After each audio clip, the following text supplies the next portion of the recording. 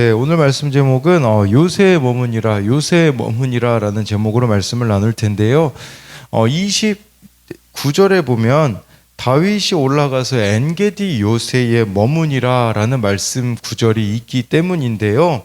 예, 그렇지만 여러분 진정한 요새는 어디일까요? 하나님이라는 것이에요. 겉으로 보는 상황들만 봤을 때 억울하게 사울에게 다윗이 쫓기는 것 같고 사람들에게 배신을 당하는 것처럼 보이지만 그것이 오히려 하나님만 더욱 붙드는 계기가 되었다라는 거죠. 그러니까 이러한 경험들이요, 저는 다윗을 살게 해줬다라는 생각이 들더라고요. 왜냐하면 지금 이게 예방주사 맞는 거라고 생각을 하면 되는 거죠. 다윗이 나중에 왕이 됐는데 이 배신을 못 참으면요 사울처럼 되거든요. 근데 지금 미리 이 지금 예방주사를 잘 맞고 가고 있다, 이렇게 생각을 하시면 되는 거예요. 그러니 다윗이 나중에 압살롬 자기 아들에게도 반역을 당하지만 자기가 죽이지 않았었거든요. 그러니까 이 배신의 경험이 결국을 다윗을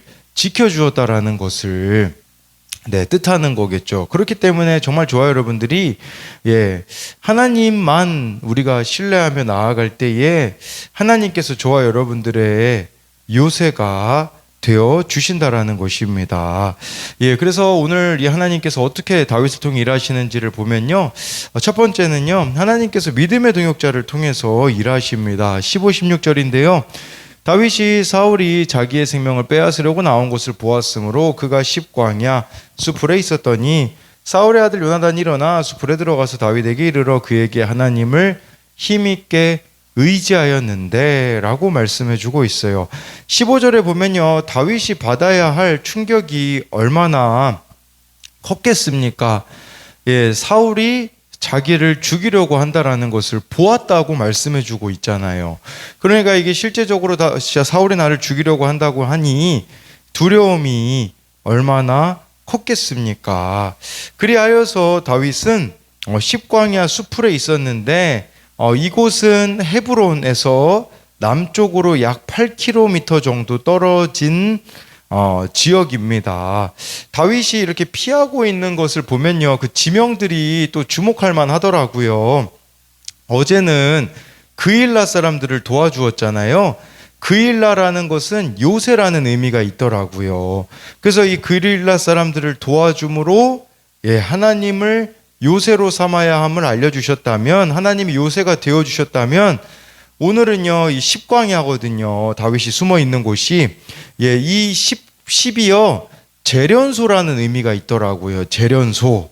그러니까 지금 다윗은 하나님으로부터 연단되어지고 있다, 이렇게 생각을 해야지 그냥 사울에게 억울하게 쫓겨다니고 있다에만 초점을 맞추면 그냥 힘들 뿐이라는 것이요. 하나님이 지금 나를 재련하고 계시는구나, 연단하고 계시는구나. 이 십광야가 바로 그런 의미가 있는 것이죠. 16절에 보면요, 다윗의 동역자이자 사울의 아들인 요나단이요 다윗에게 이르러서 그에게 하나님을 힘있게 의지하게 하였다고 말씀해 주고 있습니다. 다윗이 지금 배신을 계속해서 당하잖아요. 어제는 그일라 사람들을 도와주고 배신당하니 그 마음이 얼마나 컸겠습니까? 오늘은요 또 이제 십광야 이 10 지역 사람들이 또 다윗을 배신하거든요. 그러니까 그 전에 미리 하나님은요 이 동역자인 요나단을 통하여서 위로해주고 계시는 거죠. 요나단이요 그에게 하나님을 힘있게 의지하였다라고 이렇게 하는데, 이것을 원어로 보면요, 그리고 그가 그의 손을 하나님 안에서 강하게 하였다라는 의미인데, 즉 신앙 안에서 다윗의 능력이 강해지게 되었다라는 것이에요. 쉽게 말하자면 하나님을 믿는 믿음으로 강한 사람이 되라고 요나단이 다윗에게 권면해 주었다라는 것이죠. 이처럼 우리도 지칠 때마다 좀 하나님께서는 이렇게 동역자들을 통해서 우리를 세워가시지 않습니까? 17, 18절을 보면요, 곧 요나단이 그에게 이르기를 두려워하지 말라. 내 아버지 사울의 손이 내게 미치지 못할 것이요 넌 이스라엘의 왕이 되고 나는 내 다음이 될 것을 내 아버지 사울도 한다 하니라. 두 사람이 여호와 앞에서 언약하고 다윗은 수풀에 머물고 요나단은 자기 집으로 돌아가니라.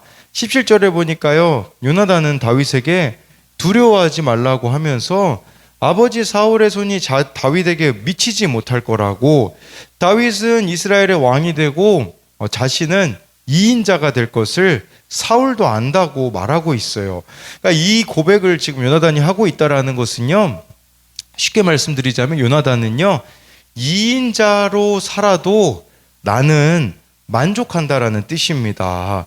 어떻게 요나단이 이런 고백을 할 수 있었을까요? 그것은 바로 하나님의 주권에 자신을 맡겼기 때문이라는 것이에요. 예, 아마 요나단도요, 보고 들었을 거예요. 뭘 보고 들었냐? 사무엘이 사울이 그렇게 불순종했을 때 이제 그 나라가 이제 넘어갈 거라는 거, 왕의 나라가 길지 못할 것이라는 그 말을 요나단도 들었을 것입니다. 요나단은 사무엘을 통해 전해진 하나님의 말씀을 믿었기 때문에 왕의 자리를 탐내지 않았다라는 거죠. 그러니까 하나님의 주권을 인정하니 2인자로 살아도 괜찮다고 받아들이게 된 거죠. 근데 사울은 어떠합니까? 이미 하나님의 뜻을 사무엘을 통해 들었는데 받아들이지 못하는 거예요. 그러니까 하나님의 주권을 인정하지 못하니 어떻게 생각을 합니까?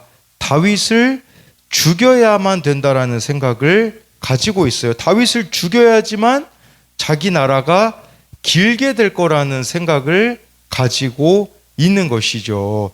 그러니까 다윗이 자신의 왕권을 빼앗아 간다라는 생각에 젖어 있고, 그리고 자신의 아들 요나단을 뺏어갔다, 자기의 딸 미가를 뺏어갔다라는 식으로만 사울은 생각했을 것이라는 거겠죠. 우리도 하나님께 대하여 사울과 같은 태도로 나아갈 때가 있어요. 그것은 저와 여러분들이 하나님의 주권을 인정하지 않으니 자꾸만 문제의 원인을 자기에게서 찾는 게 아니라 다른 데서 찾으려고 하는, 그러니까 이렇게 생각하는 거죠. 다윗 때문에 내가 이 나라가 길지 못해, 이런 식으로 생각을 하는 것이죠.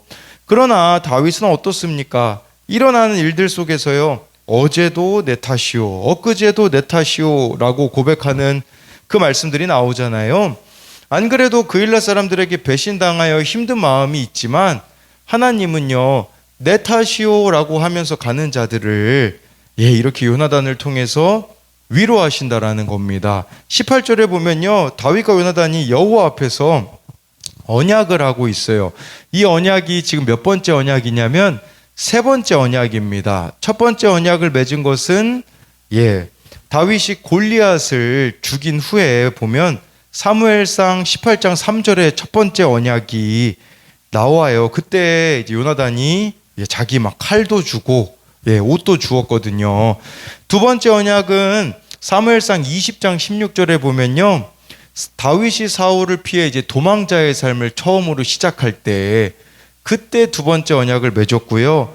오늘 나오는 이 언약은 세 번째 언약이 되어집니다. 이 언약이 세워짐으로써 다윗은 더욱더 하나님을 신뢰하게 되었던 것이겠죠. 그래서 이것에 대한 두 가지 적용 질문은요, 요즘 내가 두려워하는 일은 무엇입니까? 두려움 가운데 내가 기억해야 할 약속의 말씀은 무엇입니까? 또 한 가지는요, 내가 하나님의 약속을 기억하게 하고 위로해야 할 가족이나 이웃은 누구입니까? 정말 이렇게 요나단이 다윗을 다시 이렇게 살게 하는 것처럼 우리 또한 정말 살려야 될 가족과 이웃은 누구인지를 묻는 것입니다. 두 번째로는요, 하나님께서는 다윗을 긍휼히 여기십니다. 19, 20절인데요. 그때 십사람들이 기브아에 이르러 사울에게 나와 이르되 다윗이 우리와 함께 광야 남쪽 하길라산 숲을 요새에 숨지 아니하였나이까? 그러한즉 왕은 오시기를 원하시는 대로 내려오소서. 그를 왕의 손에 넘길 것이 우리의 의문이다 하니, 어제도 말씀드렸지만 사람은 믿음의 대상이 아니라 사랑의 대상이에요. 오늘 말씀에 다윗이 사람으로 인하여서 받을 충격이 더 컸을 거라는 생각이 드는데, 바로 19절에 나오는 10사람들이 지금 사울에게 가가지고 다윗의 위치를 이야기해 줍니다. 이 10사람들은요, 다윗의 고향 사람들이거든요. 다윗의 그 고향 사람들이요, 사울에게 다윗을 밀고 했으니 가장 가까운 사람들로부터 지금 다윗이 배신을 당했으니 얼마나 힘들겠습니까? 하지만 우리는 그들을 원망해서는 안 된다라는 것이에요. 왜냐하면 그로 인해 내가 하나님을 더욱 가까이 하게 되기 때문입니다. 다윗은요, 10사람들을 원망했다, 기브아 사람들을 원망했다, 이런 기록 자체가 없습니다. 왜 그럴까요? 제가 보기에는 다윗이 그들을 이해했기 때문이라는 생각이 들더라고요. 왜 그러냐면요, 일례로 다윗을 그 아히멜렉이 도와줬을 때 85명의 제사장이 죽었잖아요. 그러니까 다윗이 이제 이해를 하게 된 거예요. 아, 그일라 사람들도 두려워서 그렇겠구나. 또 10사람들도 이 사울이 또 이렇게 어떤 짓을 저지를지 모르니 두려워서 그랬겠구나 하면서 그냥 이해하면서 넘어가야 되는 거겠죠. 사울의 모습 중에요, 이해가 저는 제일 안 되었던 것이 바로 21절입니다. 사울이 이르되 너희가 나를 긍휼히 여겼으니 여호와께 복받기를 원하노라. 여러분 이거 보세요. 얼마나 좀 가증스럽습니까? 여호와께 복받기를 원한다고 하면서 이 10사람들이 다윗의 위치를 이야기해 준 것을 나를 긍휼히 여긴 거래요. 이게 불쌍히 여겼다라는 건데요. 아이러니하게도요, 이 긍휼히 여기다, 불쌍히 여기다라는 단어가 딱 사무엘상에서 4번 나오거든요. 여기서 이 긍휼히 여겼다라는 것이 사무엘상에서 딱 4번 나오는데, 여기서 한 번을 제외하고 3번은 어디 나오냐면 사무엘상 15장에 나와요. 15장에 그 아말렉을 하나님이 진멸하라고 했잖아요. 그런데요, 사울이 좋은 것을 남겨두었다, 거기에 긍휼한다는 단어가 쓰였어요. 이게 무슨 말이냐면 좋은 것을 불쌍히 여겨서 하나님한테 안 드렸다거든요.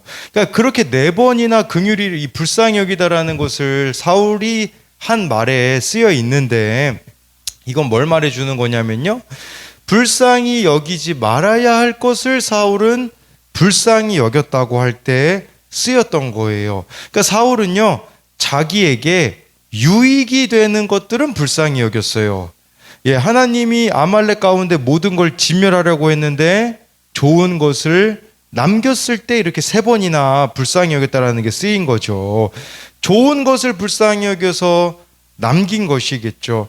그러면서 여기 21절에도요, 10사람들도 내 편에 서는 것 같으니까 나를 불쌍히 여겨줘서 고맙다라고 말하는 거겠죠. 그러니까 그냥 인간적으로 나를 도와주고는 사람들에 대하여서 이렇게 불쌍히 여겨줘서 고맙다라고 말하고 있는 사울의 모습인데, 여러분 그렇지만 정말 하나님이 불쌍히 여기신, 긍휼히 여긴 자가 누구였습니까? 사울이 아니라 다윗이었다라는 것입니다. 그게 바로 26절부터 28절에 보면 나오거든요. 사울이 산 이쪽으로 가매 다윗과 그의 사람들은 산 저쪽으로 가며 다윗이 사울을 두려워하여 급히 피하려 하였으니 이는 사울과 그의 사람들이 다윗과 그의 사람들을 애워싸고 잡으려 함이었더라. 전령이 사울에게 와서 이르되 급히 오소서 블레셋 사람들이 땅을 침노하나이다. 이에 사울이 다윗 뒤쫓기를 그치고 돌아와 블레셋 사람들을 치러 갔으므로 그곳을 셀라 하마 느곳이라 칭하니라. 그러니까요, 지금 10사람들이 위치도 이야기해 줬죠. 그리고요, 이스라엘이 영토가 그렇게 넓습니까? 근데 그곳에서 도망 다니는 게 얼마나 쉽지 않은 일이었었잖아요. 그런데 항상 하나님께서는요, 다윗을 사울과 또 다윗을 찾는 자들보다 한 발 앞서 움직이게 해주셨다라는 거죠. 그러니까 이게 바로 하나님이 다윗을 긍휼히 여기고 계시다라는 증거라는 거겠죠. 그래서 아무리 이렇게 촘촘히 포위망을 애써 다윗을 지금 애워싸서 다윗이 잡히기 딱 직전이었거든요. 그때 어떤 일이 벌어지냐? 27, 28절에 보니까요. 블레셋 사람들이 지금 쳐들어왔다고. 그래가지고 바로 다윗을 잡기 직전에 사울이 블레셋 사람들을 치러 갔다라고 하고 있는 거겠죠. 그랬을 때 그곳을 셀라하마 느곳이라 칭한다는데, 이 셀라하마 느곳은요 떠남의 바위라는 뜻이에요. 떠남의 바위. 그러니까 다윗을 구하기 위해 하나님이 사울의 군대를 갑자기 떠나게 하신 것을 기념하는 이름이 되었다라는 것이겠죠. 여러분이, 그래서 우리가요 어떤 일들이 있을 때 한쪽 면만 보시지 않았으면 좋겠습니다.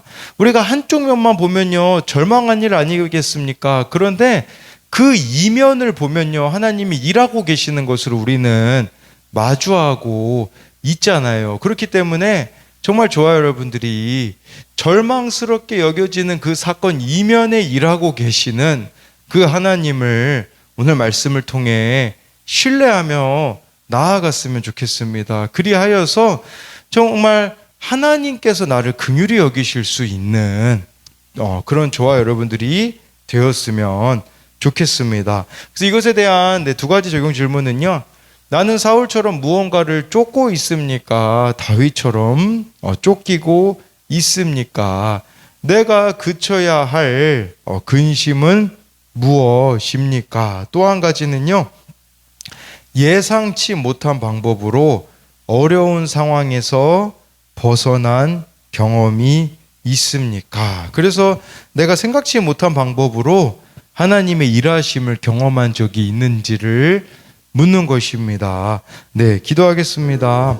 살아계신 하나님, 오늘 말씀에 정말 다윗이 얼마나 많은 배신들을 당합니까? 고향 사람들에게 배신당하기 전에 정말 이렇게 요나단을 보내셔서 다윗을 위로하시고 그가 믿음 위에 서 있을 수 있도록 하신 것을 보게 됩니다. 우리에게도 참 배신의 사건들도 많이 있고 힘든 일들도 많이 있습니다. 그럴 때에 정말 하나님께서 위로하여 주실 수 있도록 늘 하나님 앞에 묻고 하나님 앞에 서 있는 우리 한 사람 한 사람이 되어질 수 있도록 주님 인도하여 주옵소서.